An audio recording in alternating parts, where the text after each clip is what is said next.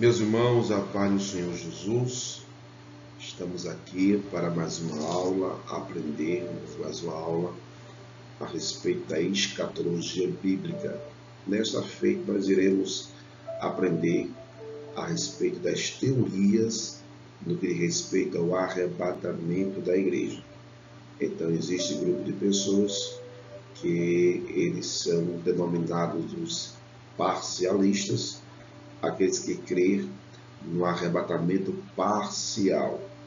Existem aqueles que são os pré-tribulacionistas, que somos nós, que crê que Jesus vai arrebatar a igreja antes da grande tribulação, que são 7 anos profetizado, onde Deus irá tratar com o povo de Israel e também irá tratar com os gentios, onde Deus irá derramar a sua ira, os seus juízos aqui sobre a terra.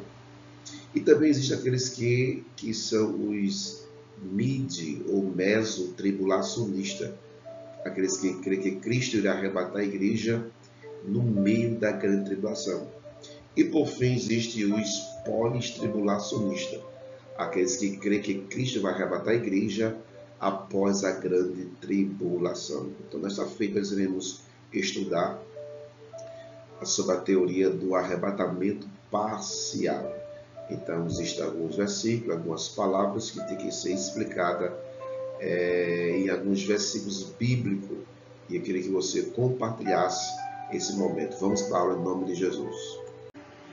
Meus irmãos, antes de nós entrarmos a respeito dessa teoria do arrebatamento parcial, nós devemos entender que essa doutrina do arrebatamento, que é a doutrina da translação da igreja, ela é uma das considerações mais importantes da escatologia bíblica no Novo Testamento. Então, alguns textos bíblicos nós temos para mencionar a respeito desse evento. Então, se você ler aí João, capítulo 14, e o versículo 1 a 3, então esse texto vai falar a respeito do arrebatamento da igreja. Eu queria que você tivesse paciência, que nós iremos ler alguns textos bíblicos. Então, esse versículo, João 14, do versículo 1 ao versículo 3. Não se turbe o vosso coração, crede em Deus, crede também em mim. Na casa do meu pai há muitas moradas. Se não fosse assim, eu vos teria dito, pois vou preparar-vos lugar. E se eu for e vos preparar lugar, virei outra vez e vos levarei para mim mesmo, para que onde eu estiver, estejais vós também. Então, esse texto aqui fala a respeito do arrebatamento da igreja. Também, se nós observarmos em 1 Coríntios capítulo 15, 1 Coríntios capítulo 15 e o versículo 51. Vamos ler os 51 e 52. Diz assim: eis aqui vos digo um mistério, na verdade nem todos dormiremos, mas todos seremos transformados, no momento, no abrir e fechar de olhos, ante a última trombeta, porque a trombeta soará, e os mortos ressuscitarão incorruptíveis, e nós seremos transformados. Então, esse versículo bíblico de 1 Coríntios 15, 51 e 52 fala a respeito do arrebatamento. Nós temos outros textos. Se você observar em 2 Tessalonicenses 2, versículo 1, e 1 Tessalonicenses 4, 13 ao 18. E eu queria ler esse versículo, que eu amo esse versículo, eu me baseio muito nesse texto bíblico. 1 Tessalonicenses 4 e também versículo, só 16. Porque o mesmo Senhor descerá do céu com alarido, com voz de arcanjo, com trombeta de Deus, e os que morreram em Cristo restarão primeiro. Depois nós que ficarmos vivos seremos arrebatados juntamente com ele nas nuvens, ao encontrar o Senhor nos ares, e assim estaremos para sempre com o Senhor. Então, nós temos também 1 Coríntios, capítulo 1, versículo 8. Nós temos também Filipenses 3 e 20 e o 21. E 2 Coríntios, capítulo 5, versículo 1 ao versículo 4. Então, esses versículos que nós citamos aqui são versículos importantes que nós abordamos o tema, o arrebatamento da igreja. Quando nós lemos esses versículos que são usados para referir ao arrebatamento da igreja, então devemos definir alguns termos que aparecem no texto original. Então, esses versículos nós iremos estudar cada um desses versículos e que nós possamos parar e entender 3 palavras no que diz respeito à volta de Jesus. Então, o advento de Cristo. Então, seria bom, né, nesse momento, nós apresentarmos essas 3 palavras usadas no Novo Testamento em relação ao advento de Cristo. Então, a primeira palavra é a parúsia. Parúsia. Então, tem Apocalipse e também Epifania ou Epifania. Então, essas 3 palavras, elas são usadas para mencionar a vinda de Jesus, o advento de Cristo. Então, a primeira palavra que nós vamos aí meditar é a palavra parúsia, né? Esta palavra, ela é frequentemente usada nas Escrituras e ela traz uma referência ao retorno de Cristo. Então, ela ocorre 24 vezes no Novo Testamento e nessa variedade e conexão, nós devemos entender que a etimologia dessa palavra, ela indica que está perto ou ao lado. Então, ela envolve toda a palavra no português que denota a presença da pessoa. Então, essa palavra, ela passou a ter um grande significado de uma presença realizada, ou seja, a vinda de um indivíduo, a vinda de uma pessoa. Então, observe aí nesse slide que eu postei aí, que existem alguns termos técnicos que é usado sobre a vinda de uma pessoa. Então, Paulo escreveu a Coríntios, no capítulo 16, versículo 17, ali aparece a palavra vinda, parúsia também. 2 Coríntios 7, 6 e 7, Filipenses 1 e 26, e também 2 Tessalonicenses 2 e 9. Agora, se você observar, a expressão parúsia, no que diz respeito ao arrebatamento da igreja, em relação ao arrebatamento da igreja, é claro que as referências bíblicas aparecem em 1 Coríntios. Eu queria somente ler 1 Coríntios, capítulo 15, versículo 23, que eu coloquei nesse slide aí, 15, 23. Ó. Mas cada um por sua ordem, Cristo as primícias, depois o que são de Cristo na sua vinda. Então, aqui aparece aí a palavra parúsia, no que diz respeito ao arrebatamento da igreja.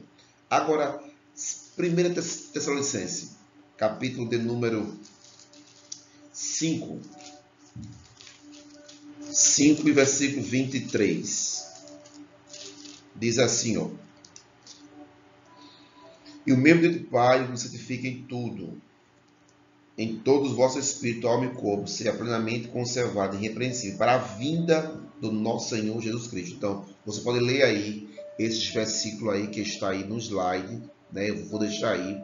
Tiago 5, 7 e 8, 2 Pedro 3 e 4 e 1 João 2, 29. Então, toda essa referência bíblica aí aparece a palavra parúsia, que é um termo grego a respeito da vinda de Cristo, do arrebatamento da igreja. Também, nós temos também essa palavra também, meus irmãos, para ser usada também com relação ao retorno de Cristo à terra com a igreja. Então, se você ler aí Mateus, capítulo 24, e o versículo de 3, aparece ali a palavra parúsia, vinda, mas no que diz respeito à volta de Cristo em glória, junto com a igreja. Então, 24, versículo 3, né? E estando sentados no Monte das Oliveiras, chegaram a ele seus discípulos, em particular, dizendo: Dize quando serão essas coisas, e que sinal haverá da tua vinda e do fim do mundo. Então, aqui aparece a vinda, parúzia, mas também aqui se refere mais à volta de Cristo em glória. Versículo 27. Porque assim como o relâmpago sai do Oriente e se mostra ao Ocidente, assim será também a vinda do Filho do Homem. Então, também aparece aqui no versículo 27, a palavra parúzia. Aqui é volta em glória. Versículo 37. E como foi nos dias de Noé, assim será também a vinda do Filho do Homem. Então, a vinda do Filho do Homem. Então, aqui é volta em glória. Versículo 39. E não perceberam até que veio o dilúvio e os levou a todos. Assim será também a vinda do Filho do Homem. Então, esses versículos aí também, e eu vou deixar também para vocês meditar aí. 1 Tessalonicenses 3 e 13, a 2 Tessalonicenses 2 e 8, 2 Pedro 1 e 16. Então, todos esses versículos aí, nós entendemos que esses versículos, essas palavras, elas são usadas nessa passagem em sentido geral e não específico. Então, a contribuição à doutrina da presença corporal de Cristo. Então, este versículo aí mostra que Cristo volta em glória, junto com a igreja. Agora nós temos agora a outra palavra, que é Apocalipse. Então, Apocalipse essa palavra grega, né, quer dizer revelação, ela é uma segunda palavra muito importante no que diz respeito à vinda de Cristo. Então, ela ocorre de uma forma como substantivo 18 vezes e 26 de uma forma verbal. Então, esta palavra, ela significa cobrir, ou esconder, descobrir ou desvendar e assim revelar. Então, nós entendemos que Apocalipse, no que diz respeito à volta de Cristo, é a revelação de Cristo.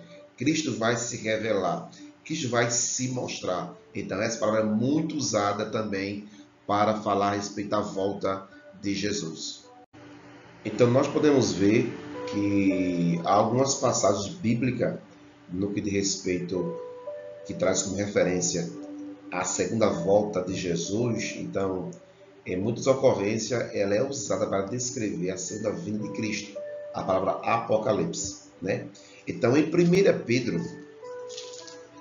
Pedro capítulo 4, de 1 Pedro, e o versículo de número 13, 4 e 13 de 1 Pedro, diz assim: Mas alegrai-vos no fato de seres participantes das aflições de Cristo, para que também na revelação, olha aí, no Apocalipse da sua glória, vos regozijeis e alegreis. Então aparece aí a palavra Apocalipse, quer dizer revelação.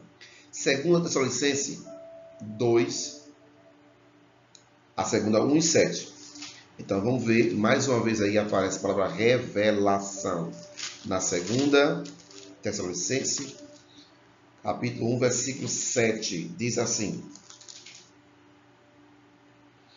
E vós, que sois atribulado, descanso convosco, quando se manifestar, se revelar, se manifestar o Senhor Jesus desde o céu, com os anjos do seu poder. Então, essa palavra Apocalipse se refere à segunda vinda de Cristo. E alguns textos mencionam o arrebatamento e alguns textos mencionam a vinda de Cristo em glória. Então, temos Lucas também, Lucas capítulo 17 e o versículo 30, que diz assim: Assim será o dia em que o Filho do Homem há de se manifestar. Então, a palavra Apocalipse, ela aparece nesse texto, nesses versículos, para se referir à segunda vinda de Cristo. Tanto o arrebatamento, como também a vinda de Cristo em glória. Agora, observe agora que eu vou colocar aí somente referências bíblicas do que diz respeito à sua manifestação, quando aparece a palavra Apocalipse, a revelação de Cristo. Então, essas referências bíblicas, ela claramente são referência que mostra a vinda de Cristo nos ares para buscar a sua igreja. Então, mais uma vez aí, nós iremos ler versículos bíblicos, agora com o termo revelação, para se referir ao arrebatamento da igreja. Então, 1 Coríntios, capítulo 1, versículo 7. 1 Coríntios, capítulo 1, e o versículo de número 7. Diz assim, ó: de maneira que nenhum dom vos falta, esperando a manifestação do nosso Jesus Cristo. Então, esperando o arrebatamento, esperando a vinda de Cristo para arrebatar a sua igreja. Colossenses 3, e o versículo de número 4. Colossenses 3, versículo de número 4. Também nós iremos encontrar mais uma referência bíblica. Quando Cristo, que é a nossa vida, se manifestar, então também vós vos manifestarei com ele em glória. Então, mais uma vez aí, nós temos essa expressão. Então, você pode também ler aí em 1 Pedro, capítulo 1, versículo 7 e versículo 13. Também traz aí a palavra Apocalipse no que diz respeito ao arrebatamento da igreja. Então, meus irmãos, nós temos agora a terceira palavra que é usada para o retorno de Cristo. Então, a palavra é epifaneia, né? Então, essa palavra epifaneia, ela significa trazer a luz, jazer, brilhar, mostrar. Então, nós encontramos essa expressão também até na vida de Cristo, até na sua encarnação. Então, se você ver Lucas, no capítulo 1, Lucas capítulo 1, então vai aparecer essa expressão, epifaneia, né? Epifania, que é a manifestação de Cristo. Também pode se referir também à primeira vinda de Cristo, que foi a sua encarnação. Então, Lucas 1, versículo 79, diz assim, olha: para iluminar os que estão assentados em trevas, em sombra de morte, a fim de dirigir os nossos pés pelo caminho da paz. Então, se você observar, houve uma iluminação. Cristo veio para iluminar, para trazer a luz, para mostrar a sua revelação. Também, 2 Timóteo, capítulo de número 1, de 2 Timóteo, e versículo 10. 2 Timóteo 1 e 10. 1 e 10. Diz assim a palavra do Senhor: e que é de manifestar agora pela aparição do nosso Salvador Jesus Cristo, a qual aboliu a morte e trouxe à luz a vida, e a incorrupção pelo Evangelho. Então, observe que essas duas referências bíblicas de respeito à encarnação de Cristo, a luz que veio, né? O verbo se manifestou na terra. Então, aparece a palavra epifania, né? Que ele veio, ele se manifestou em nosso meio, na forma humana. Cristo se encarnou. Então, também aparece essa expressão epifania. Agora, também esta palavra epifania, também ela é empregada, né? Como referência ao retorno do Senhor. Existem aí dois casos onde ela se refere ao arrebatamento da igreja, e em dois casos parece que refere à vinda de Cristo. Então, existem alguns versículos bíblicos que apontam para o arrebatamento e outros versículos bíblicos que apontam para a vinda de Cristo em glória. Então, vamos ler aqui em 1 Timóteo, capítulo 6, e versículo 14. Então, 6 e 14 diz assim: que guardaste esse mandamento sem mácula e repreensão, até o aparecimento, ou seja, a revelação, a manifestação do nosso Senhor Jesus Cristo. Então, aqui se refere ao arrebatamento da igreja. 2 Timóteo 4 e 8. 2 Timóteo, agora 4:8, diz assim: Desde agora a coroa da justiça me está guardada, a qual o seu justo juiz me dará naquele dia, e não somente a mim, mas todos aqueles que amarem a sua vinda. Então, vinda aqui também aparece a palavra epifania.